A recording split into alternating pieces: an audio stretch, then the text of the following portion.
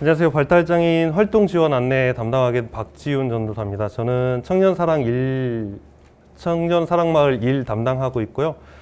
이제 오늘 제 강의가 시작하기 전에 영상 짧은 거 2분짜리 함께 보시고 시작하시겠습니다.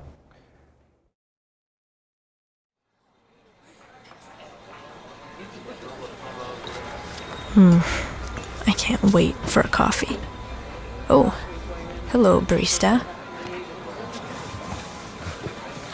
What do you girls want?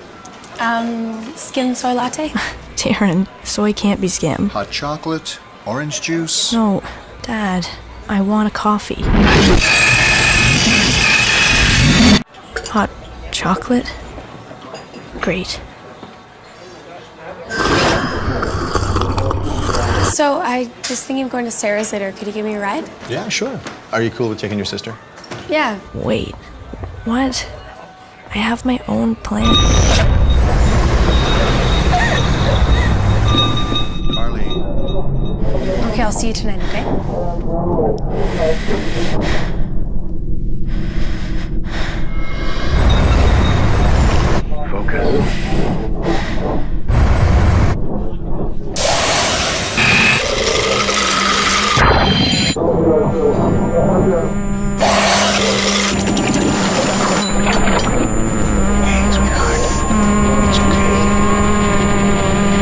Carly. How can I help?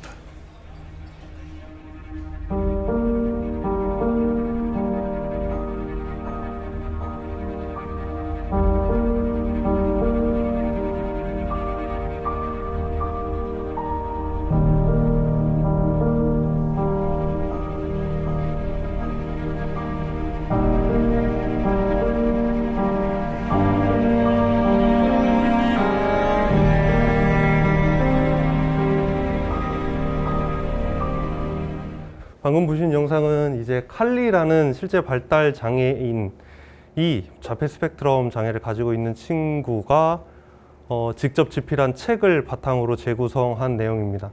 실제로 이분은 발화는 조금 어려웠지만 내부적인 생각이 굉장히 많았어요. 그래서 나름의 자기 생각은 있었는데 그걸 이제 발화를 하지 못하는, 말을 하지 못하기 때문에 주변 사람들이 이해를 하지 못하고 또 동시에 여러 가지 감각적인 과잉 때문에 이제 자기 표현을 쉽게 하지 못하는 상황이 있었어요. 그걸 나중에 이제 책으로 써냈고 그걸 바탕으로 이제 만든 영상입니다. 좀 불안함이 느껴지셨나요? 이제 주변 사람들이 시선이라든가 그런 것들. 그리고 마지막에 자기는 커피를 먹고 싶었는데 그 커피에 손을 가져가니까 아빠가 손 대일까 봐 커피를 치우고 어떻게 도와줄까 하고 묻는 모습이 마지막에 있었어요. 그러니까 본인이 원하는 것들이 분명히 있지만 그것에 대해서 주변 사람들, 심지어 아버지조차도 어떤 소통을 하려고 하지 않고 일방적으로 도움을 주려고 했던 부분이 있죠. 이제 네.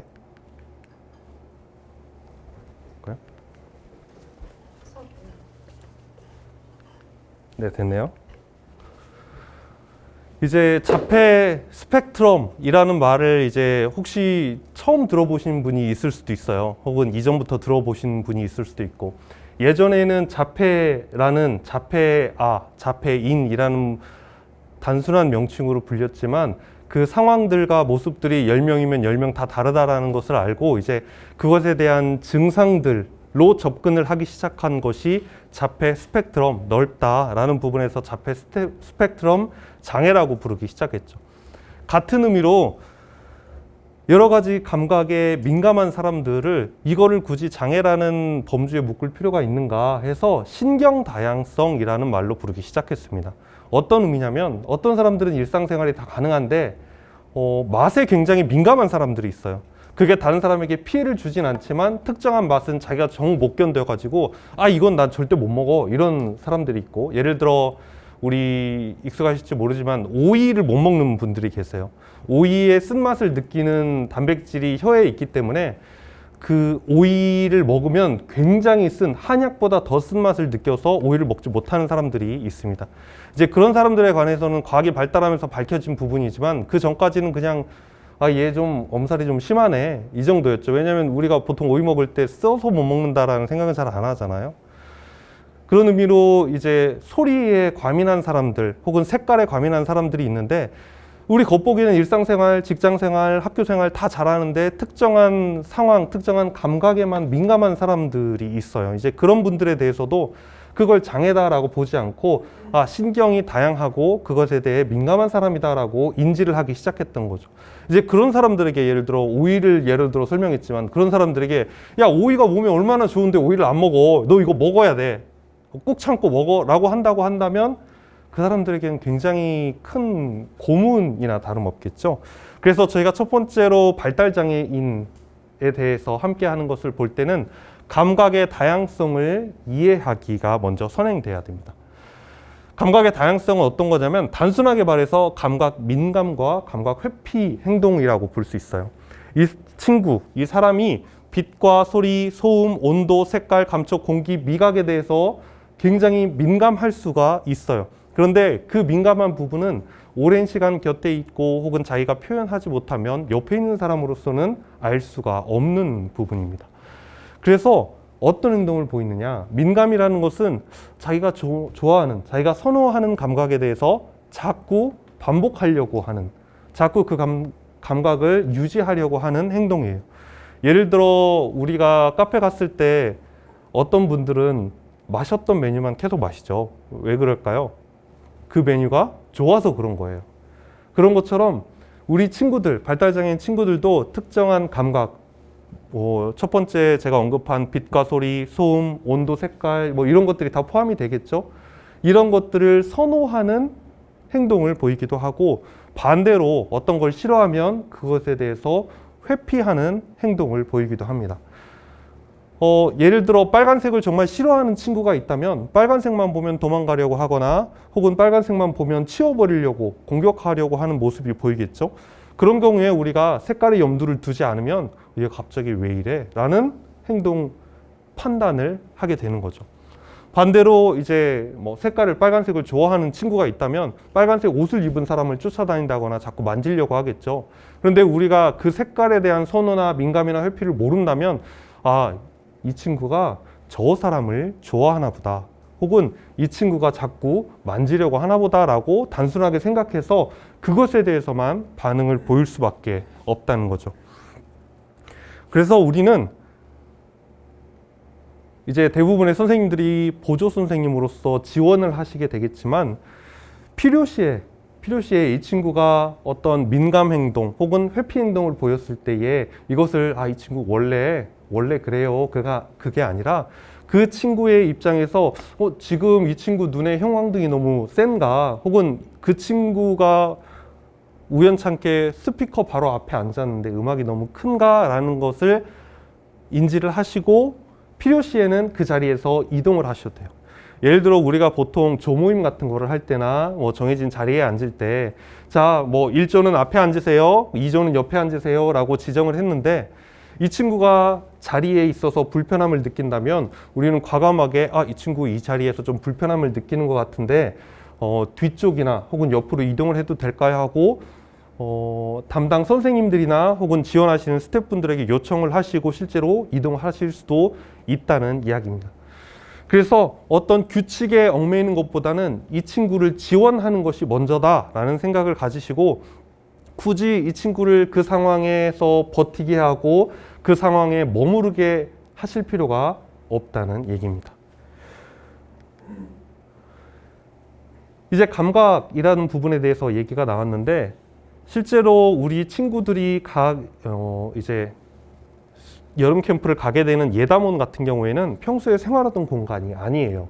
그리고 이제 첫째 날에는 보통 야외 활동이라고 해서 외부에 아트월이나 혹은 새로운 공간에 대해서 가게 되는데 그런 공간에 가면 우리 친구들은 이제 주변 환경이 나에게 안전한지 혹은 주변 환경에 뭐가 있는지 탐색하는 활동을 하게 돼요. 반대로 아까 회피 반응이라고 했는데 넓게 트인 공간 혹은 사람이 많은 공간에 대해서 불안감을 많이 느낄 수가 있어요. 그런 경우에 이제 우리 선생님들, 특별히 가장 옆에 가까이 있는 분들이 이 상황을 인지를 하시고 이 친구를 지원할 방안에 대해서 잠깐 생각해 보시는 게 좋아요. 왜 이런 말씀을 드리느냐? 당장 어떤 전문가적인 해법을 요구하는 것이 아니라 이 친구가 소리를 지르거나 혹은 몸을 과도하게 움직이거나 혹은 자리를 잡고 일어나서 다른 곳으로 가려고 했을 때에 이 친구가 발달 장애인이라서 그럴 거야 라고 미리 생각하시지 마시고 이 친구에게 뭔가 불편함을 끼치는 것이 있나 보다 혹은 이 친구가 이 주변에 뭔가 탐색을 하고 싶은가 보다 라고 생각을 하시고 옆에 있는 담임 선생님이나 혹은 스태프분들에게 요청을 하셔서 이 친구가 지금 여기 조금 불편한가 봐요 라고 말을 한마디 건네주시면 되는 거예요. 네, 그렇습니다. 그래서 새로움에 적응할 때는 이제 뭐 우리가 크게 나눠서 환경과 사람이라고 볼 수가 있겠죠. 이를테면 그 친구들 이제 담당하게 되시고 함께 지원하게 될 친구들도 우리 봉사하시는 선생님들이 처음일 테고 선생님들도 담당하시는 친구들이 처음이실 텐데 이제 그 친구에게 이제 다가가는 방법이 어떤 순서가 이제 필요하게 된다는 거고 또 한 가지는 이제 중간중간 휴식 시간이 있을 텐데 그 시간에 우리가 보통 휴식이라고 한다면 어떤 거예요? 자리에 편안하게 앉아서 긴장을 이완시키고 머물러 있는 것이 휴식이지만 우리 친구들에게 있어서 휴식은 주변이 좀 안전한지 돌아보고 주변에 익숙해지는 시간이 휴식이라는 거죠. 그래서 우리가 이제 휴식 시간을 가질 때에 너무 친구들에게 이제 자리에 앉아서 쉬는 것보다는 살짝 움직여주면서 주변이 어떤 것인지 탐색할 수 있는 기회를 충분히 주어도 된다라는 말씀을 드립니다. 우리가 이제 행동 중단이라는 부분이 있어요. 저희가 실제적인 건데 첫 번째로는 하면 안 되는 행동을 했을 경우에 뭐 위험한 행동이 있겠죠. 혹은 다른 사람을 불편하게 하는 행동이 있을 수 있어요. 혹은 다른 사람을 이제 공격하는 것처럼 보이는 행동도 있을 수 있고 예를 들어 친구가 도로로 이동하는데 도로에서 막 뛰어가요. 그럼 어떻게 해야 돼? 멈춰야 되잖아요. 그냥 잘 뛴다 하고 둘 수 없는 부분이니까. 그런데 그럴 때 저희가 일반적으로 보통 친구들에게 쓸 때는 안 돼! 거기 안 돼! 라고 한단 말이에요. 근데 그런 안 돼라는 말이 우리 친구들에게는 그다지 큰 의미가 없어요. 안 돼라는 말은 그냥 단어일 뿐이지 안 돼서 뭐야? 라고 되는 거죠. 그래서 일단 행동의 중지는 그만이고 그 다음에 해야 될 일을 말해주는 것이 순서입니다.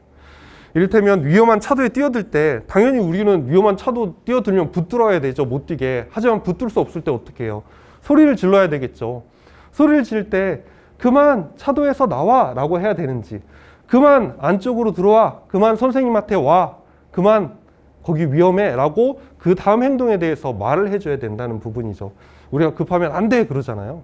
근데 뭐 이를테면 뭔가 섭취를 하려고 할 때 뭔가 먹으려고 할 때 혹은 뭔가를 만지려고 할 때 단순히 안 돼 라는 말보다는 그만 이 행동의 중지 그만을 하고 그 다음에 해야 될 행동에 대해서 이야기를 해주는 편이 좋습니다.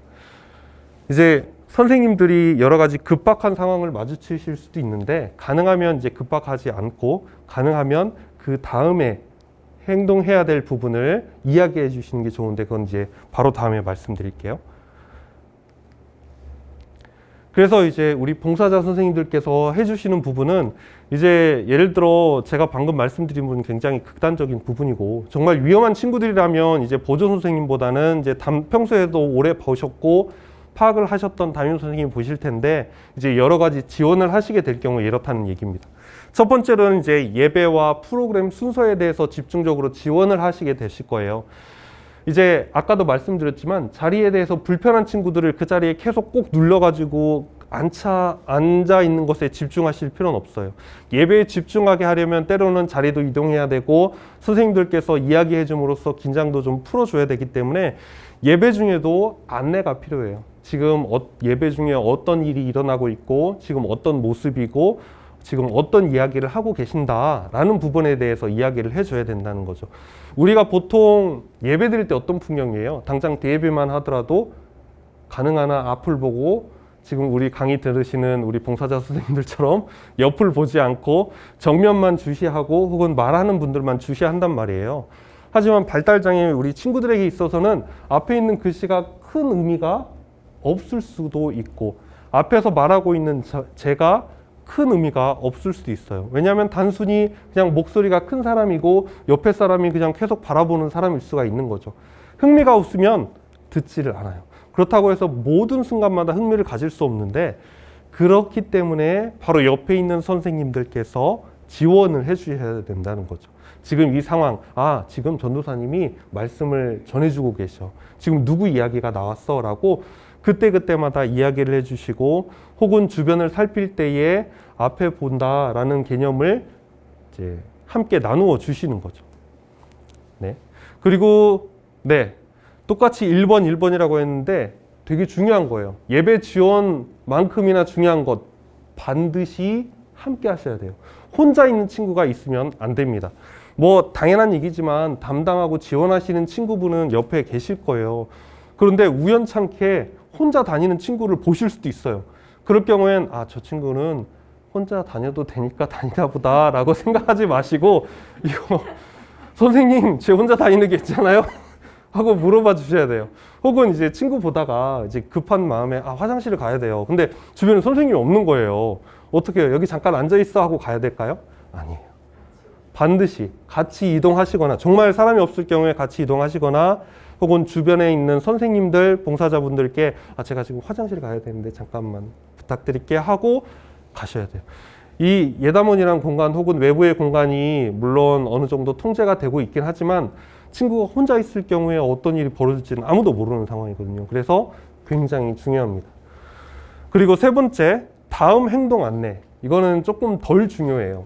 다음 행동 안내는 뭐냐면 이 다음에 일어날 일들, 지금 일어나고 있는 일들에 대해서 마치 영화의 예고편처럼 설명을 해주시는 거예요.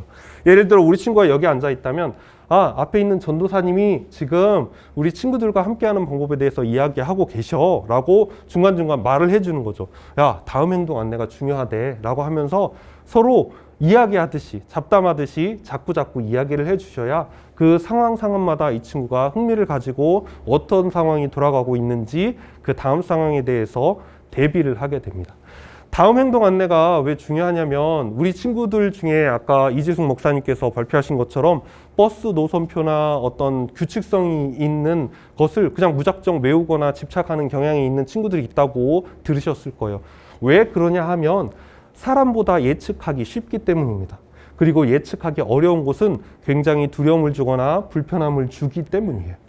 예측할 수 없는 것에 대해서는 대응을 할 수가 없어요. 그리고 대응할 수 없는 것에 대해서는 굉장히 우리가 보통 멘붕이라고 하죠. 멘붕에 빠지게 되는 거고, 스스로를 멘붕에서 구해내기 위해서, 스스로를 진정시키기 위해서 또 다른 규칙적인 행동이 필요한 거예요.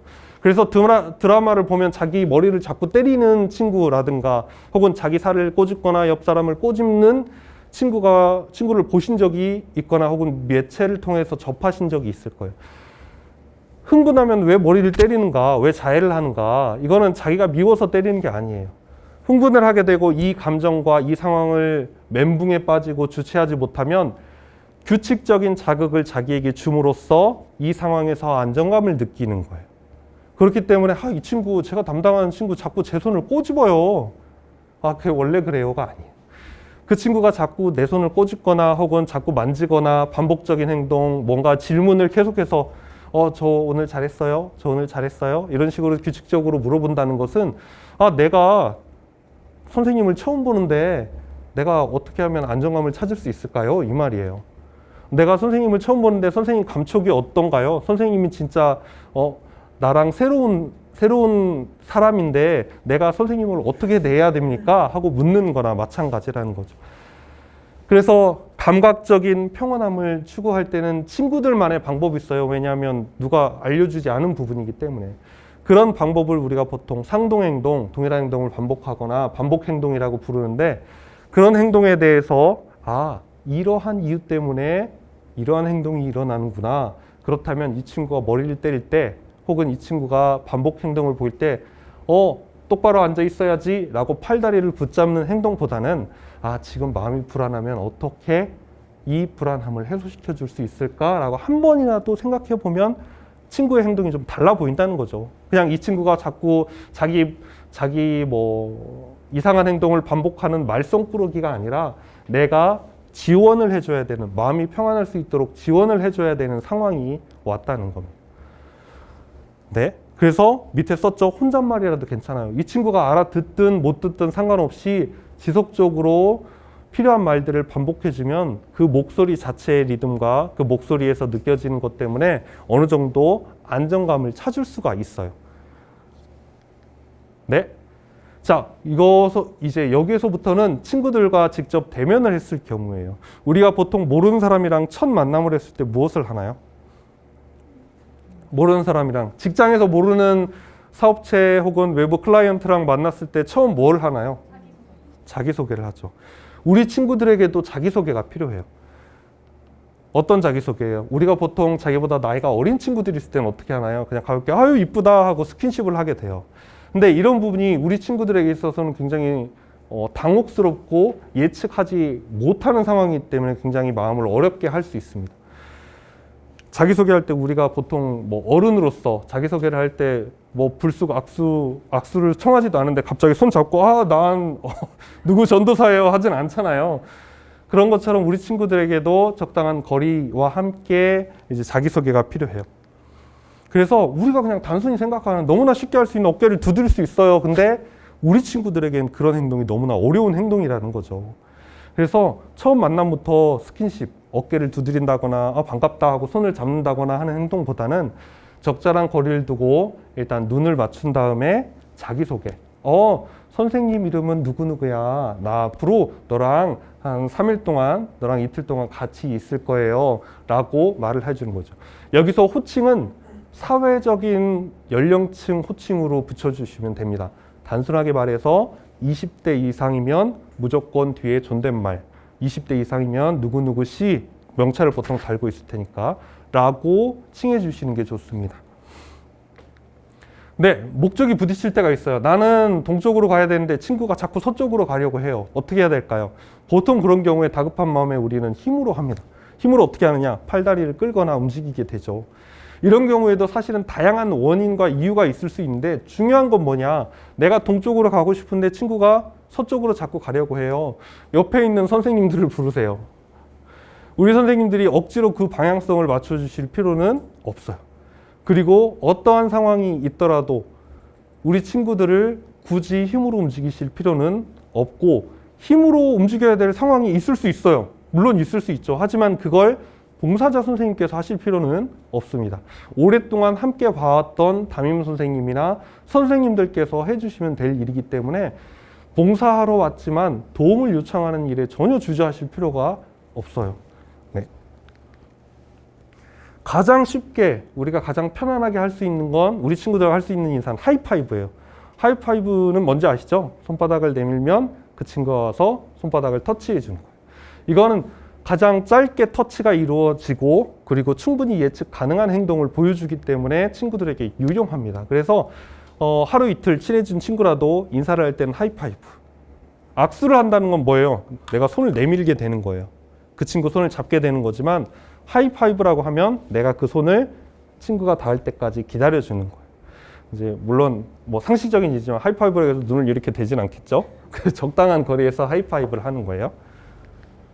자, 이동할 때는 가능한 한 걸어요. 우리가 때로 이제 급할 때가 있고 친구가 먼저 뛰어갈 때도 있는데 그때도 여러분 달려가지 마시고 혹은 친구와 함께 좀 빠른 걸음으로 가지 마시고 친구의 걸음에 맞추어서 혹은 친구가 너무 빨리 간다면 조금 더 천천히 걸어가시는 게 좋습니다.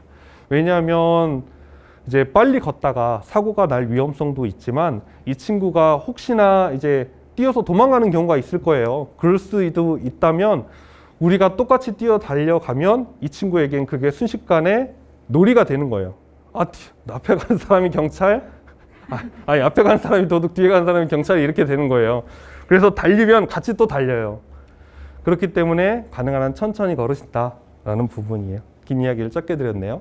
그래서 정리하자면 첫 번째 우리 친구들을 만나셨을 때는 굉장히 유용해요. 자기소개.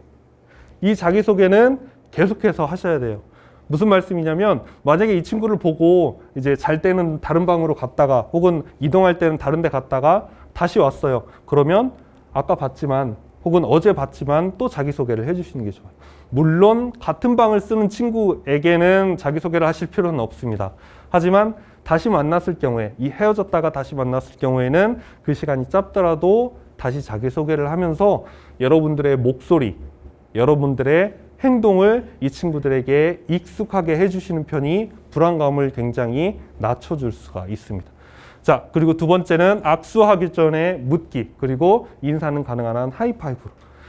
이게 서로 이제 하이파이브를 하는 게 왜 중요하냐면 우리 친구들에게 어찌 됐건 스킨십을 통해서 우리가 사회적인 관계를 형성하고 사회적인 관계를 형성하면 마음이 편안해요. 우리 친구들에게 이 사람에게 있어서는 목소리로만 알고 눈으로만 아는 사람이지만 하이파이브를 함으로써 감촉을 느끼면 이 사람에 대해서 익숙해질 수 있는 기회가 되기 때문입니다. 그리고 필요한 정보 물어보기. 가장 1차적인 대상은 우리 친구들에게 물어보면 되는 거예요. 이거 좋아요, 싫어요? 혹은 이렇게 갈 겁니다. 라고 말을 했을 경우에 이제 자기 표현을 한다면 그거에 대해서 귀를 기울여 주시면 되지만 잘 모를 경우에는 담당하신 부서의 선생님들 혹은 스태프분들에게 물어보시는 것. 그것이 좋습니다. 자, 그리고 이제 제가 처음부터 사용했지만 이거는 무슨 뜻일까요? 자, 빠르게 읽어보세요. 그냥 하나, 둘, 셋. 자, 몇 명의 사람을 찾습니까? 2명이에요. 이게 문법적으로는 전혀 틀린 말이고 폰트도 서로 다른 말이지만 우리들은 이해를 할 수 있고 납득을 할 수 있어요. 그런데 우리 친구들 중에는 이게 불편한 친구들이 있는 거예요. 저 폰트가 달라. 그리고 2명 아니에요. 2명이에요. 이런 식으로 불편할 수 있는 친구가 있다면 그 친구들에게 있어서는 이 단어, 2명의 사람 찾는 건 2명의 사람을 찾아야 되는구나 라는 단어의 의미가 상관이 없는 거예요. 그냥 이거는 틀린 말이고 말도 안 되는 소리가 되는 거죠.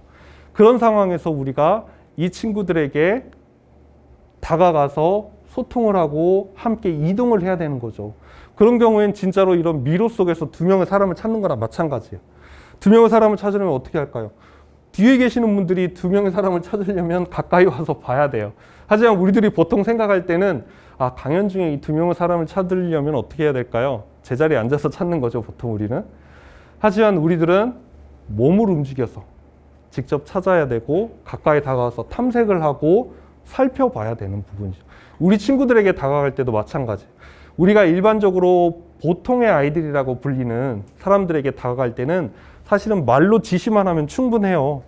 한 번 해서 못 알아들으면 2번 말하면 웬만해서 알아듣죠. 하지만 우리 친구들에게는 비언어적인 표현도 중요하다는 거죠. 단순히 말뿐만 아니라 그 친구의 눈빛 혹은 그 친구의 행동을 통해서도 우리가 이해를 하고 또 전달할 수 있는 부분이 있다는 거예요. 네, 그래서 중요한 건 뭐냐? 시선이에요. 왜 시선이 중요하냐? 우리가 마스크를 쓰고 있기도 하지만 우리 친구들에게 있어서는 다 알아요. 눈빛을 봤을 때 이 친구, 이 선생님이 나 싫어하는구나. 이 선생님이 나를 좀 이상하게 생각하는구나 하는 게 눈빛에 나오면 이 친구들은 100% 알아요. 100%.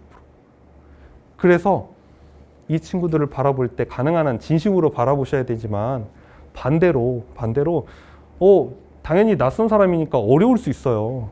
처음 보는 사람이고 연령대가 낮은 친구들은 상관이 없는데 연령대가 높은 사람들도 분명히 있단 말이에요. 그럴 경우에 솔직하게 다가가세요. 내가 이 부서에 처음이라 나도 당황스럽고 나도 낯설어 하고 친구에게 말하면 되는 거예요. 그러면 그냥 상황의 해결인데 그렇지 않고 이제 선생님으로서의 모습을 보여주시려 하고 혹은 뭔가 도와주는 사람의 입장에서 취하려고 하면 이게 어긋나게 되는 거죠. 자, 시선 중요합니다. 친구들은 알아요. 우리 발달장애 친구들에 대해서 앞서서 처음에 봤던 영상에서도 보셨죠. 보시면 화면이 바뀌면서도 내부의 나레이션이 계속 나오는데 뭐냐면 내면의 생각들과 목소리는 있는 거예요. 말로 하진 못하지만 혹은 다른 표현으로 눈빛으로 행동으로 혹은 모습으로서 보여주긴 하지만 단순히 겉모습으로 보여지는 것과는 전혀 다른 생각들을 가지고 있을 수 있다라는 거예요. 다 표현하지 못하는 생각들을 가지고 있기 때문에 이 친구들 앞에서는 이 친구들을 단순히 말을 못한다고 해서 어리게 생각하거나 혹은 잘 표현하지 못한다고 해서 아예 취향이 없다라고 생각하지 마시고 조금 더 자세히 살펴서 조금 더 자세히 귀 기울여서 조금 더 자세히 이 친구들의 의견이 무엇인지 살펴보시는 부분이 중요하다라는 부분이에요. 그래서 여러분들에게는 어느 정도 마음의 준비가 필요해요. 어떤 마음의 준비냐면 이 친구들을 있는 모습 그대로 받아들이겠다.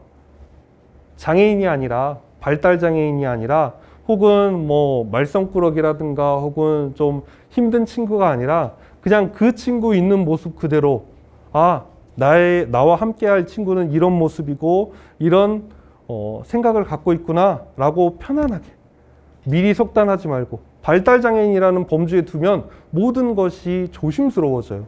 예를 들어 우리 우영우 보셨다고 했죠. 못 보신 분들도 있겠지만 우영우를 우리가 발달장애인이라고 판단하고 봤을 때는 그냥 모든 행동이 다 기특할 뿐이에요. 거기에 몰입의 요소가 없어요. 하지만 그게 누굽니까? 그 우영우를 자신의 적이라고 생각하는 누구였죠? 권모술수. 이름은 기억 안 나는데 권모술수는 기억나요. 권모술수의 경우에는 뭐라고 생각합니까? 우영우를 자기의 라이벌이라고 생각해요. 얘가 발달장애인이고 도움이 필요한 사람이라고 생각하는 것이 아니라 얘 공부도 잘하고 그냥 아빠의 백으로 들어온 보통의 변호사야 라고 생각하기 때문에 자신의 라이벌이라고 생각하는 거죠. 여러분들도 마찬가지예요. 발달장애 부서가 맞아요. 그리고 발달장애인 친구도 맞고. 하지만 발달장애의 범주로서 이 친구를 대하려면 맞지 않는 게 많죠. 예를 들어 발달장애의 가장 특징적인 것 중에 하나가 눈을 못 마주친다가 있어요. 우영우도 뭐 눈 못 마주치는 모습을 보이죠. 그러면 이제 우리 봉사자분들께서 만날 모든 친구들이 눈을 못 마주칠 것이다. 그럴까요? 아니에요. 눈을 너무나 잘 맞추신 친구도 있고 오히려 먼저 다가와가지고 악수하자고 하는 친구도 있고 먼저 말 거는 친구도 있단 말이에요. 단순히 발달장애라는 생각을 가지고 이 친구들을 판단하고 바라보면 그냥 모든 행동이 잘한다, 이만하면 됐지, 이만하면 기특하지가 되지만 이 친구들을 인격체로서 서로 다른 사람으로 보면 충분히 친구가 될 수 있고 충분히 발전의 가능성이 있고 충분히 배워질 수 있는 친구라는 것을 알게 되실 거예요. 그래서 다양한 방법으로 이 친구들을 프로그램에 함께 참여시키고 지원하시는 것이 우리 봉사자분들의 역할입니다. 이렇게 말하니까 되게 어려울 것 같지만 실제로는 프로그램에 참석해서 같이 노시는 거예요.